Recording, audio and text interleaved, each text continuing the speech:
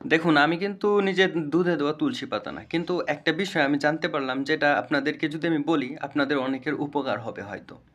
যেহেতু সামনেই ঈদ আসতেছে, অনেকেই পারফিউম কিনবেন, তারপরে আতর কিনবেন। তো একটা কথা হচ্ছে প্রচলিত আছে আমাদের মধ্যে যে, হালাল পারফিউম বা হালাল আতর। তো হালাল আর হারাম এটা কিভাবে ডিফাইন করে তারা? এটা ডিফাইন করা হচ্ছে অ্যালকোহল ব্যবহার করা হইছে কিনা। আসলে আমরা যেই অ্যালকোহল মানুষ খায়, খাওয়ার পরে নেশা হয়, ওইটাকে আমরা মদ বা অন্যান্য অনেক মাদক জাত দ্রব্য আছে, যেটা খাইলে মানুষের নেশা হয়ে যায়, ওটা হচ্ছে হারাম করা হইছে। কিন্তু যেই অ্যালকোহল যেমন আইসোপ্রোপাইল বা হচ্ছে ইথানল এইগুলো কিন্তু অ্যালকোহল। ওইগুলা কিন্তু হচ্ছে আমাদের আমরা নেশার জন্য খাই না অথবা হচ্ছে আমরা এমন কোন কাজ করি না যাতে আমাদের শরীরে নাপাকি চলে আসতে পারে।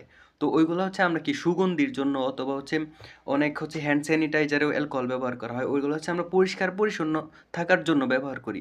তো ওই উদ্দেশ্য যদি আমরা ওই হাত পরিষ্কার করা বা হচ্ছে আমাদের সুগন্ধি ছড়ানোর জন্য যে অ্যালকোহলগুলা ব্যবহার করা হয়, ওইগুলা হচ্ছে আমাদের জন্য কোনো ক্ষতিকরও না, আমাদের নেশা হয় না। তো ওইগুলা ব্যবহার করা বা ওইগুলা হচ্ছে শরীরে লাগানো আসলে হারাম না। আর এই সিম্পল বিষয়টা হচ্ছে অনেকেই অনেকভাবে মার্কেটিং করে। দেখবেন অনেক ব্র্যান্ডে হচ্ছে লেখা থাকে যে হালাল পারফিউম, হালাল আতর। হালাল আর হারাম বলতে পারফিউমের মধ্যে কিছু হয় না।